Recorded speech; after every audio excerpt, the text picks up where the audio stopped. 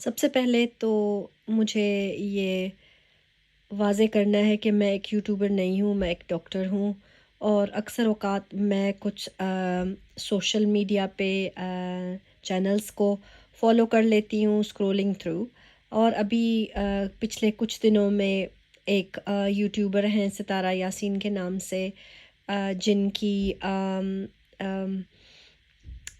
Husband نے کوئی دوسری شادی کر لی تھی، اور ان کی پریگننسی تھی اور ایک اولاد ہوئی ان کو، جو کہ اللہ تعالیٰ کے حکم سے اس دنیا سے چلی گئی. تو میرا جو نقطۂ نظر ہے وہ ڈاکٹر اور ایک انسان کے حیثیت سے ہوگا. مجھے کسی سے کچھ لینا دینا نہیں ہے.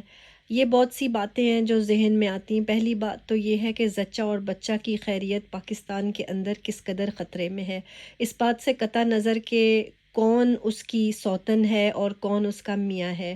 سب سے پہلے یہ دیکھیں کہ اس ایریا میں، اس ریجن میں، پاکستان، بنگلہ دیش، انڈیا اور نیپال کے یہ پورے ساؤتھ ایسٹ ایشیا کے ریجن کو آپ دیکھیں تو اس میں پاکستان کی جو زچہ کی اور بچہ کی مورٹیلٹی ہے وہ سب سے زیادہ ہے.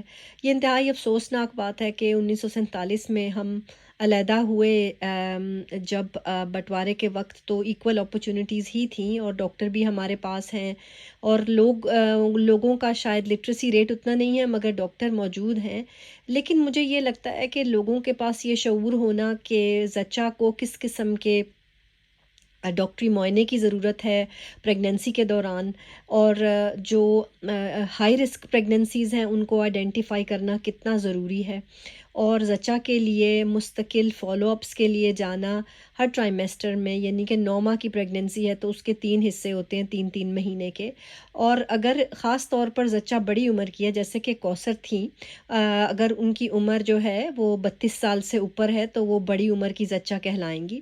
ان کے اندر ذیابیطس کا احتمال ہوتا ہے اور بچے کا سائز بڑا ہونے کا احتمال ہوتا ہے. ماں کی شوگر زیادہ ہونے کی وجہ سے بچے کا سائز بڑا ہو جاتا ہے، اور ڈیلیوری کے وقت میں کچھ پیچیدگی ہونے کا امکان ہے، جو کہ اس بیچارے بچے کے ساتھ ہو گیا. ایسی زچہ کو ہائی رسک پریگننسی قرار دے کر کے ایسے ہسپتال میں ہونا چاہیے جہاں پہ ایک ڈیلیوری کے ساتھ بچوں کا اسپیشلسٹ کھڑا ہو، جو کہ فوراً بچے کا معائنہ کرے، اور جو بھی اس میں اگر کوئی پیچیدگی ہو گئی ہے. پہلی بات تو یہ کہ لیبر کو لمبا کرنا بڑی عمر کی زچہ میں کوئی اچھی بات نہیں ہے. اور دوسری بات یہ ہے کہ اگر بچے میں کوئی ایشو ہو گیا ہے، جیسے کہ ایمنیوٹک فلوئڈ کا انہیلیشن جیسے اس بچے کو بظاہراً لگتا ہے، اور اس کی فوری طور پہ جو ہے وہ علاج ہو جائے. اگلی بات یہ ہے کہ اس بچے کے ساتھ کیا ہوا. اس بچے کے ساتھ کئی پاسبلٹیز ہیں. وہ ان میں سے ایک یہ بھی ہو سکتی ہے کہ بچے میں کچھ پیدائشی نقائص اس قسم کے ہوں جو بظاہر نظر نہیں آتے.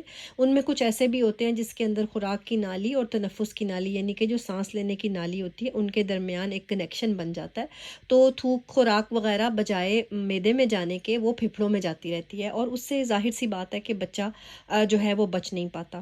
تو پھر بات اسی پہ آتی ہے کہ یہ بچوں کے اسپیشلسٹ کا ایک بچے کا فوری طور پر معائنہ کرنا بہت ضروری ہے. اور یہ بچوں کے اسپیشلسٹ ایسے ہونے چاہیے جن کو خاص طور پر تربیت دی گئی ہے نیو بورن بیبی کو دیکھنے کے لیے. اگلی بات آتی ہے کہ اس بچے کے ساتھ کیا ہوا. یہ بیچارہ بچہ مارا مارا گاڑی میں گودوں میں پھر رہا ہے، فارمولا ملک پی رہا ہے سارا. لیکن مجھے لگتا ہے کہ وہ سب ایک جاہلیت کی وجہ سے ہو رہا ہے، کیونکہ میں نے خود دیکھا ہے کہ یہ جو خاتون ہیں، جو یوٹیوبر ہیں، جو گود میں لے کر پھر رہی تھی اس بچے کو، وہ خود اپنے بچوں کا بھی ٹھیک سے خیال نہیں رکھ پاتی. ان کی بچی کے بار بار دانت خراب ہوتے ہیں، وہ بچی کا مستقل علاج نہیں کراتی، بچے ننگے پاؤں بھاگ رہے ہوتے ہیں، اور بچوں کا کوئی خاص علاج نہیں ہو رہا ہوتا. میں ان کی دوائیوں کے پیکٹ دیکھتی ہوں، کیونکہ ظاہر سی بات ہے میرا پروفیشن ہے، میں دیکھتی ہوں اس میں ہر قسم کی دوائی ہوتی ہے، بچوں کے لیے آ رہی ہوتی ہے، اینٹی بایوٹک بھی ہوتی ہے، بخار کی دوائی بھی ہوتی ہے، ہر قسم کی دوائیاں ہوتی ہیں. اور چھوٹے چھوٹے بچوں کو اتنی سخت اینٹی بایوٹکس دینا انتہائی ایک جو ہے وہ خطرناک کام ہے. تو میرا آپ سب کو یہ پیغام ہے کہ پاکستان میں ڈاکٹرز جب آپ چوز کریں تو اپنی کیئر کو آپ ایک اچھے ڈاکٹر کے پاس رکھیں. دوسری بات یہ ہے کہ زچہ اور بچہ کے لیے ایک اچھا کیئر پلیٹ فارم بنانا بہت ضروری ہے۔ ہم سب کی کوشش اس کے لیے درکار ہے۔ ابھی حال ہی میں ایک اندرون سندھ میں ایک خاتون تھی، ان کا 5واں بچہ اللہ تعالیٰ کو پیارا ہو گیا، ان کے پاس کوئی بچہ موجود نہیں ہے، اور ڈاکٹرز نے ڈیلیوری کے دوران بچے کا سر شکم مادر میں ہی چھوڑ دیا، اور بغیر سر کے باڈی ماں کو پکڑا دی، اور وہ اس سر کو نکلانے کے لیے ان کو تقریباً 200 کلومیٹر جانا پڑا۔ یہ ایک انتہائی افسوسناک صورتحال ہے جو ہم کو ایک سے زیادہ جگہ کے اوپر نظر آتی ہے۔ تو ہم سب کو مل کر اس کو دور کرنے کے لیے کوشش کرنی چاہیے۔ ایک دوسرے پر الزام تراشی کرنے سے یا ایک دوسرے کے اوپر تنقید کرنے سے یہ مسئلہ حل نہیں ہوگا۔